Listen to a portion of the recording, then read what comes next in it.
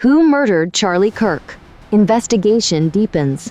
By Elena Ramirez, staff reporter, September 15, 2025, Washington, D.C. In a shocking turn of events that has gripped the nation, conservative commentator and Turning Point USA founder Charlie Kirk was found dead in his upscale Virginia home early yesterday morning. The 32-year-old's lifeless body was discovered by his housekeeper around 7 a.m., slumped in his home office amid scattered papers and a toppled chair.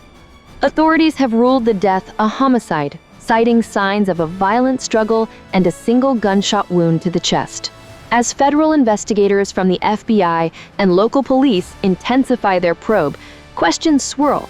Who would want Charlie Kirk dead, and why? Kirk, a polarizing figure in American politics, known for his fiery rhetoric against progressive policies and his close ties to former President Donald Trump, has amassed a massive following through his podcast, books, and campus speaking tours. His organization, Turning Point USA, has been instrumental in mobilizing young conservatives, but it has also drawn fierce criticism for promoting what detractors call divisive ideologies. At the time of his death, Kirk was reportedly preparing for a high-profile debate on election integrity scheduled for next month, which could have further elevated his profile or made him a target. The scene of the crime. According to a preliminary police report obtained by this outlet, Kirk's body was found in the study of his McLean, Virginia residence, a sprawling estate purchased just 2 years ago amid rumors of financial windfalls from conservative donors. The room showed clear evidence of foul play, a shattered window pane suggesting forced entry, overturned furniture, and blood spatter on the desk. The murder weapon, a 9mm handgun registered to an unknown party, was recovered near the body. Ballistics experts are working to trace its origins, but sources close to the investigation hint at possible connections to black market arms dealers.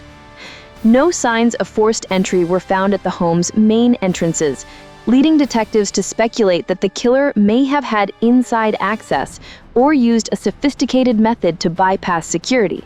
Kirk's state-of-the-art alarm system was disabled at the time of the incident, and surveillance footage from the property has mysteriously gone missing, prompting suspicions of tampering.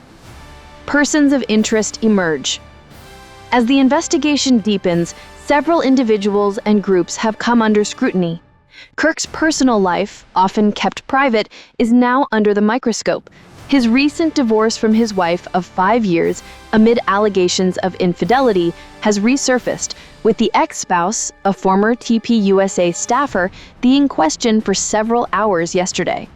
Though she has an alibi, attending a charity event in New York, she was seen arguing publicly with Kirk just weeks ago over custody of their 2 young children. Political rivals are also in the spotlight.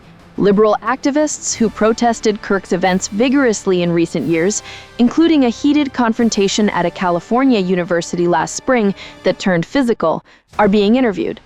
One prominent left-wing podcaster, who once tweeted, "Charlie Kirk is the poison in our veins," has lawyered up and declined comment. Additionally, whispers of internal TPUSA strife point to a disgruntled board member who allegedly clashed with Kirk over financial mismanagement, siphoning funds for personal gain. FBI agents are exploring broader motives, including potential threats from extremist factions. Kirk had received death threats following his outspoken criticism of certain international policies, and anonymous tips have surfaced linking the murder to a shadowy network opposed to conservative influencers. "This wasn't random," said an anonymous law enforcement source. Kirk had enemies in high places and low ones too. A nation on edge. The killing has ignited a firestorm on social media and cable news, with conservatives decrying it as a deep state assassination, and liberals calling for calm amid rising political tensions.